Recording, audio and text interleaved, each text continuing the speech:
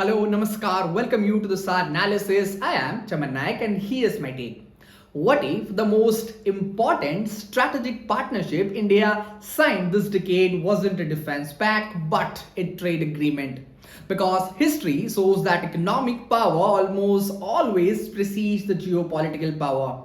The data is tracking India-UK Economic Comprehensive and Trade Agreement aims to increase the bilateral trade from 60 billion today to nearly 100 billion by 2030. It is giving a duty-free access to almost 90% of India's export into one of the world's largest developed consumer market. But this isn't not merely a free trade agreement, it's a statement about where India believes the next global economic order is heading. For decades, the trade agreement was largely seen as commercial documents focused on tariff, custom procedures, and market access. Today, they have become an instrument of geopolitical influence. In an era defined by supply chain disruptions, strategic decoupling from China, technological competition, and economic nationalism, countries are now choosing trusted partners over simply choosing cheaper partners. And this is precisely why India-UK Comprehensive Economic Trade Agreement becomes significant. The evidence is straightforward and the agreement dramatically lowers the barriers for India's export across sectors including textile, engineering goods, pharmaceuticals, gems and jewelries. Leather products, food processing and manufacturing units also have a lower tariff barrier.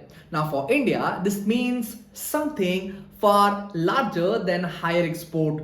It creates a stronger incentive for the global manufacturer to produce inside India while using Britain as a gateway into advanced international market. In geopolitical terms, trade corridors gradually becoming influential corridors. But perhaps the most overlooked feature of this agreement is people.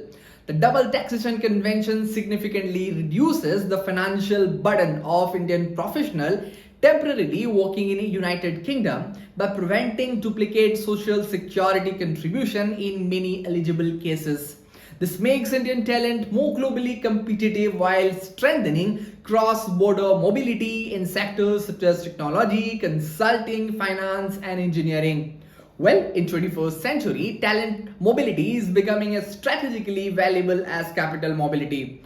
Countries that export skilled professionals can also export influence. Well, there's another layer that deserves attention too. Britain is actively searching for a new economic partner after Brexit.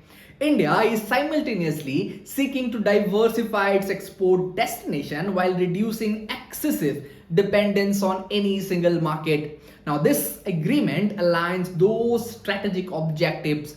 One partner is looking outward after redefining its place in Europe, and the other is expanding outward while positioning itself as a leading manufacturer and innovation economy. Now, that convergence transforms a trade agreement into geopolitical leadership.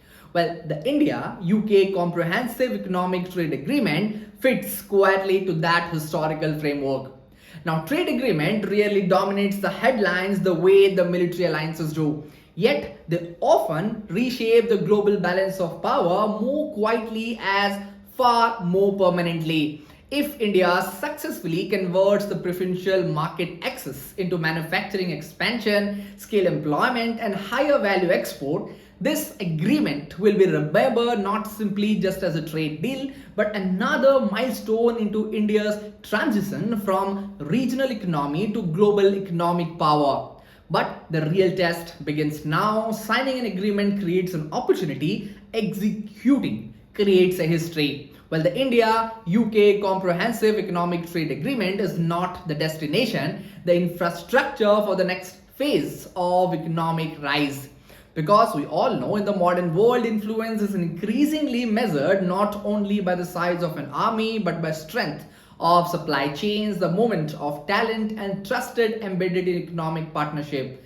Countries that shape the global trade will increasingly shape the global geopolitics. And the question that world should now be asking is no longer whether India can become a leading economic power, but whether this agreement marks the beginning of India's next geopolitical decade. That's all from today's analysis. I will be back with another episode. Till then, thank you for watching this.